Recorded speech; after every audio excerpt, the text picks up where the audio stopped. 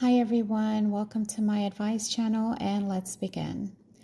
What's it like living in New York City? I fantasize about living there someday. I love the city, but I'm from a small town and I'm kind of stuck here for now since I'm a stay-at-home mom. But I pray to God once my kids are out of the house doing their own thing, I can live there. It looks so beautiful and I feel like there's lots to do there. It's great, and I absolutely love New York. There are tons of things to do. You get all four seasons. In the winter, you have the snow. In the summer, you have the beaches. The diversity is amazing. You can find all kinds of different restaurants and foods. You can take public transportation to just about anywhere. Everything is in close proximity. The only downfall is the cost of living. Overall, it is one of the most expensive cities to live in. My husband never chose me for me. In all truth, it took me years to realize he didn't want me. However, because we have kids, he has been very generous financially. How can I stop caring that he seeks and finds other women attractive?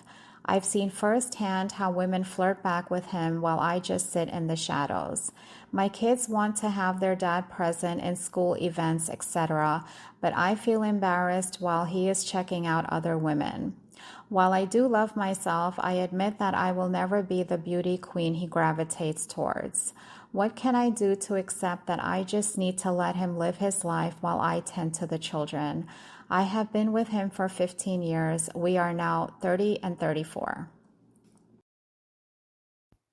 You cannot just stop caring about him finding other women attractive. It will never go away, especially if he's checking out other women and flirting with them in your presence. That is extremely insensitive and disrespectful. It can also be very painful and depressing for anyone, especially women. The only way you won't care is if you're no longer in a relationship with him.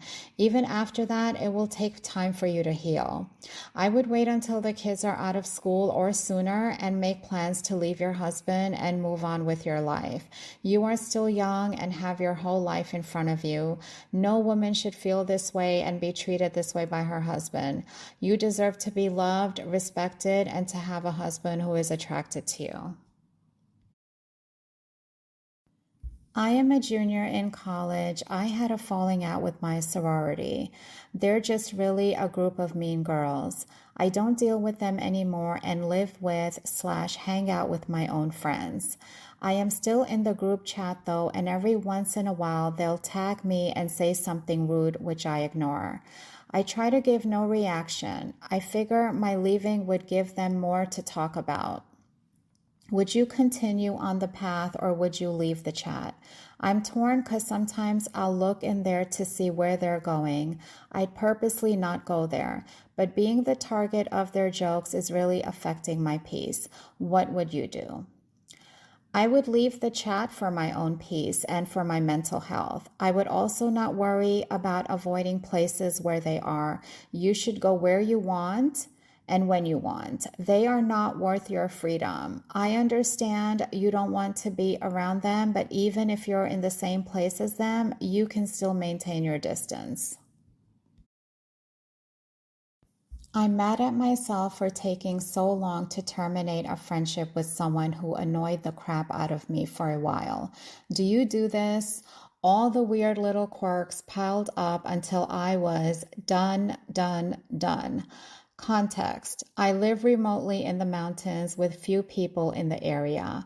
I made excuses, kind of a nice guy, and I'm happy to help someone with no resources. We all need help at some time.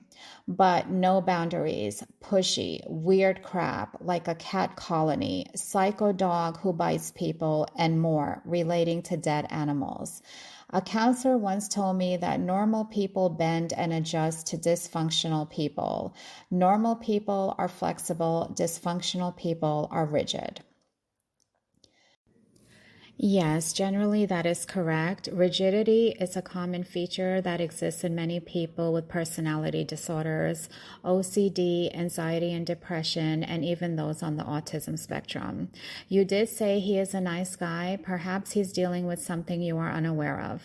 So let's give him a little grace. It's okay that you ended your friendship with him, but do try to be nice when you see him.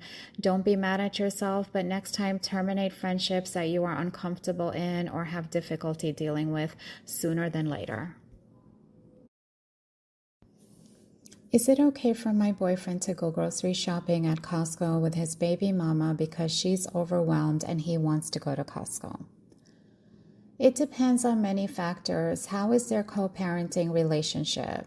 How is your relationship with him? Is there any reason for you not to trust him? Being a mom is overwhelming and going to Costco is not a big deal.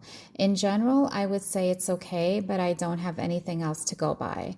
I do want to say that if anyone decides to get into a relationship with someone who has a child and they are in a co-parenting situation, you have to expect your partner to communicate and even do certain things together physically with their ex that relates to the child, such as shopping, doctor's appointments, school events, etc. Have you tried asking him if you can go with him? If not, do that next time and see how he responds. I wouldn't assume that there is anything going on unless you have a good reason. Today I would like to end with the following quote. When someone only wants to focus on your reaction and not the mistreatment that caused your reaction, that's manipulation. Thank you all for watching, and until next time, take care and God bless.